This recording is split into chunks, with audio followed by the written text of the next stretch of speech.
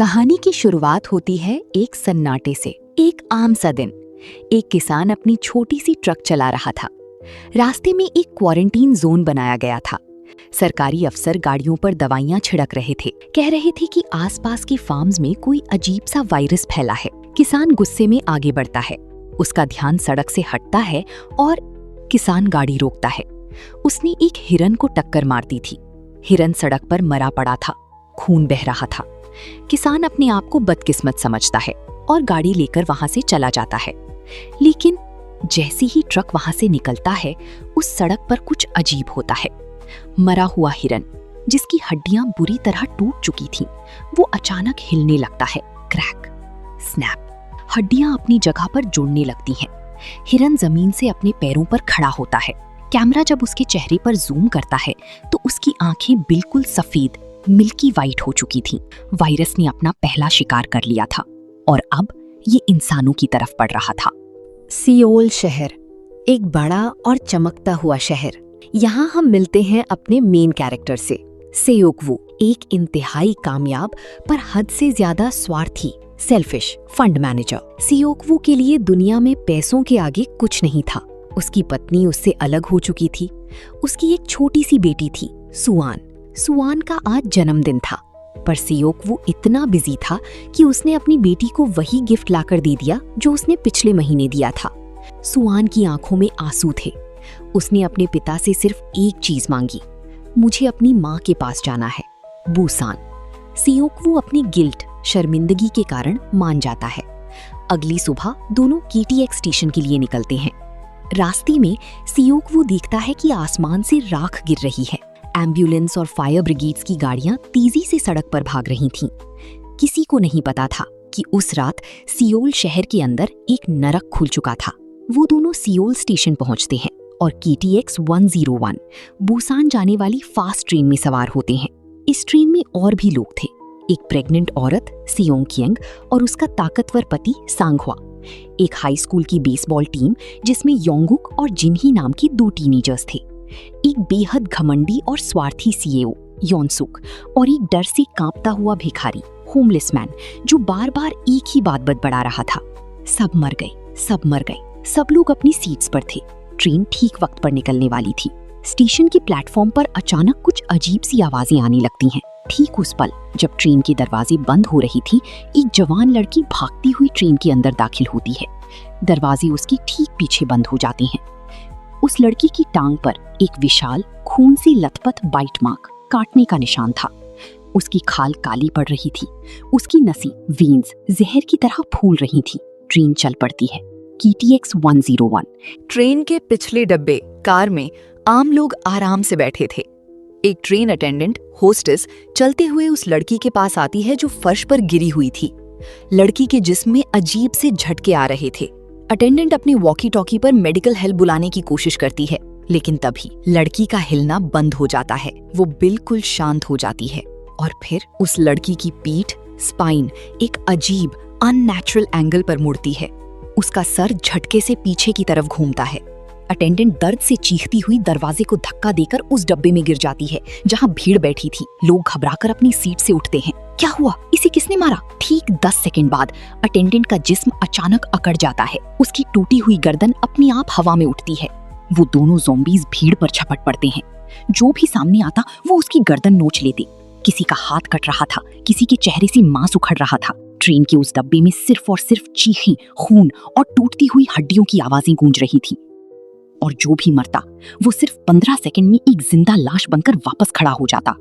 मौत एक सुनामी की तरह पिछले डब्बे से आगे की तरफ बढ़ रही थी। भीड़ आगे के डब्बों की तरफ भागने लगी। सुआन अकेली बाथरूम की तरफ गई हुई थी। जब सेओक-वू ने पीछे मुड़कर देखा तो उसे डब्बों में खून से सने हुए ज़ॉम्बी भागते हुए आते दिखे। सेओक-वू अपनी बेटी को बचाकर भागता है। वो और उसके साथ कुछ बचे हुए लोग, सांगह्वा, उसकी प्रेग्नेंट पत्नी और बेसबॉल टीम के बच्चे ट्रेन के कार नंबर 9 की तरफ भागते हैं। यहाँ सियोक-वू की असलियत सामने आती है। जब सांगह्वा और उसकी पत्नी डर के मारे दरवाजे की तरफ भागकर आ रहे थे और उनके ठीक पीछे ज़ॉम्बीज थे, तो सियोक-वू ने उनकी मदद करने की बजाय उनके मुंह पर दरवाजा बंद करने की कोशिश की। वो सिर्फ अपनी और अपनी बेटी की जान बचाना चाहता था। सांगह्वा आखिरी सेकंड में अपने विशाल हाथों से दरवाजे को रोकता है और अपनी पत्नी को अंदर खींच लेता है। सांघवा गुस्से में सियोक्वू को कॉलर से पकड़ लेता है। तूने मेरे और मेरी पत्नी के मुंह पर दरवाजा बंद किया, तू इंसान है या शैतान? लेकिन उनके झगड़े को रोक देता है एक खौफनाक नजारा। दरवाजे के कांच के उस तरफ दर्जनों ज़ॉम्बीज थे। उनकी दांत कांच पर खुरच रही थी, खून कांच पर फैल गया था। वो इन दरवाजों पर अखबार, न्यूज़पेपर्स चिपका देती हैं ताकि ज़ॉम्बीज उन्हें देख ना सकें। टीवी पर न्यूज आती है कि पूरी साउथ कोरिया में इमरजेंसी लग चुकी है। पूरा देश इन जिंदा लाशों के हवाले हो चुका था। सियोल जल रहा था, हर एक शहर धुएं और खून में डूबा था। ट्रेन की पीए सिस्टम पर आवाज आती है।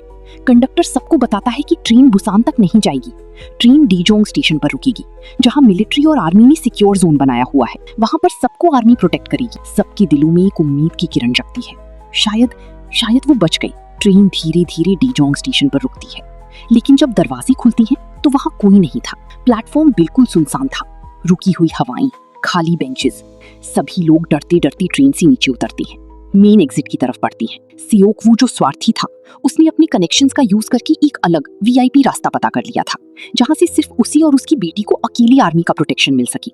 लेकिन सियोक्वू, जो एक मासूम और सच्ची बच्ची थी, वो बोलती है, आप हमेशा सिर्फ अपने बारे में सोचते हो, इसीलिए माँ आपसे दूर चली गई। ये शब्द सियोक्वू के दिल पर पत्थर की तरह लगते हैं। दूसरी तरफ बाकी बचे हुए लोग, संगवा, प्रेग्नेंट पत्नी, बेसबॉल टीम एटसेट्रा, स्टेशन के मेन हॉल की सीढ़ियों से नीचे उतरते हैं। लेकिन जैसे ही वो नीचे पहुंचते हैं, जब उनमें से एक सोल्जर ठीक रोशनी में आता है और अचानक मेन हॉल के अंधेरे हिस्से से एक तो नहीं बल्कि सैकड़ों, हंड्रेड्स आर्मी ज़ॉम्बीज उन सीढ़ियों से नीचे भागते हुए आते हैं। वो सब के सब इन्फेक्टेड हो चुके थे। डीजॉन स्टेशन सेफ जोन नहीं था, ये एक मौत का जाल था। भीड़ में भगदड़ मच जाती है। लोग चीखते हुए वापस ट्रेन की तरफ भागते हैं। आर्मी ज़ॉम्बीज का वो विशाल तूफान लोगों पर झपटता है। जो पीछे रह गया, उसकी आवाज वहीं खून में डूब गई। सियोक्वू भी अपने वीआईपी रास्ते पर ज़ॉम्बीज से घिर जाता है। वो वापस ट्रेन की तरफ भागता है।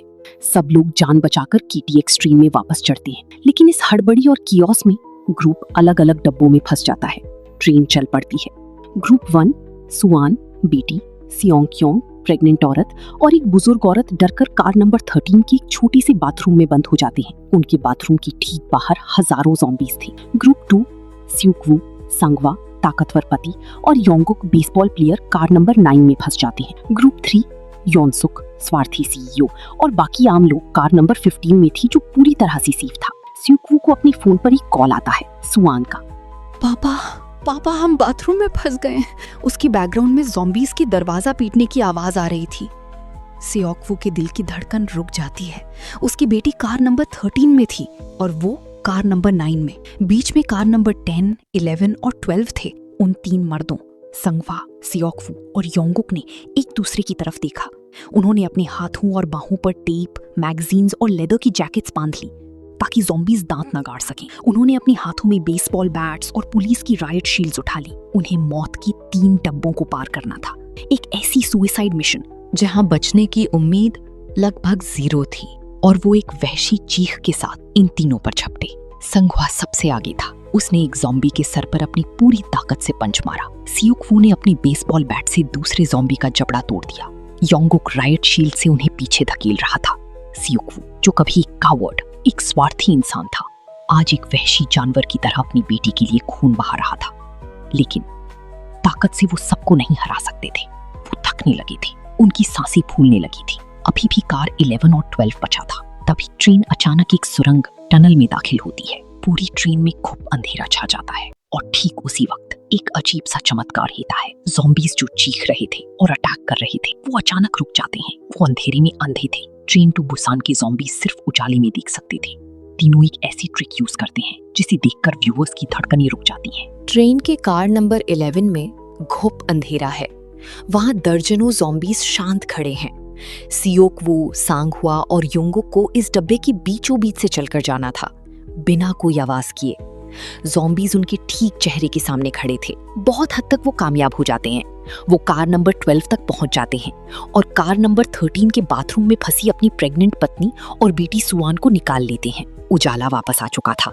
टनल खत्म हो चुकी थी और अब उनके पीछे सारे ज़ॉम्बीज ने उन्हें देख लिया था। भागो, सांगहुआ चीखता है। उन सबको आगे भागना था, कार नंबर 15 की तरफ, जहां बाकी सारी नॉर्मल लोग और योनसुक, स्वार्थी सीईओ थी। वो सेफ जोन था। अगर वो वहां पहुंच गए और दरवाजा लॉक कर दिया तो वो बच जाएंगे, लेकिन मौत जब सामने से आती है तो उतना डर नहीं लगता। डर तब लगता है जब मौत पीछे से दौड़ रही हो और सामने वाला इंसान दरवाजा बंद कर दे। सियोक्वू, सांगवा, प्रेग्नेंट पत्नी, बेटी और बाकी बच्चे भागते हुए कार नंबर 14 और 15 के बीच के दरवाजे पर पहुंचते हैं। पीछे से हजारों ज़ॉम्बीज का विशाल चीखता हुआ तूफान उनकी तरफ बढ़ रहा था। सांगवा अपनी पूरी ताकत से पीछे का दरवाजा बंद रखता है। जल्दी आगे वाला दरवाजा खोलो, सांगवा चीखता है। सियोक्वू कार 15 के दरवाजे का हैंडल घुमाता है पर दरवाजा नहीं खुलता। सियोक्वू ठीक कांच के उस तरफ देखता है। कार 15 के अंदर योनसुक द सीओ खड़ा था। उसने और बाकी बचे हुए डरपोक लोगों ने दरवाजे को अंदर से टाई बांध दिया था। दरवाजा खोलो खोलो, हम बच गए हैं, ज़ॉम्बीज़ पीछे हैं। सियोक्वू चीखता है, कांच को पीटता है। उसने बाकी लोगों से कहा, ये लोग वहां से आए हैं, इनमें से कोई इन्फेक्टेड हो सकता है, इन्हें अंदर मत आने दो। एक ज़ॉम्बी ने अपना हाथ अंदर डाला और संगहोंग के कंधे पर अपने नुकीले दांत गाड़ दिए। वो घूमकर अपनी प्रेग्नेंट पत्नी सियोंग की तरफ देखता है। उसकी पत्नी रोते हुए पागल हो चुकी थी। वो चिल्लाता है, सियोक्वू, इसे ले जाओ, इसे यहाँ से ले जाओ।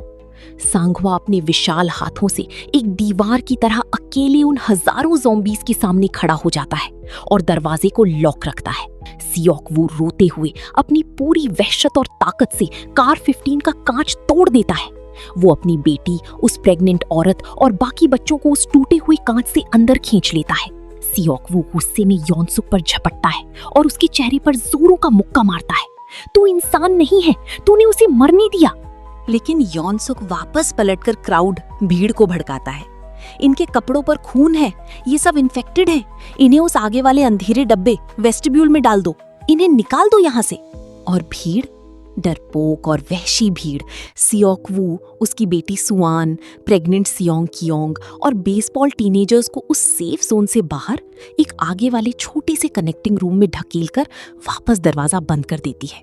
इन्होंने उन हीरोज को बाहर निकाल दिया था, लेकिन उन्हें नहीं पता था कि कर्मा, इंसाफ कब और कैसे मौत बनकर उनके ठीक पीछे खड़ा था।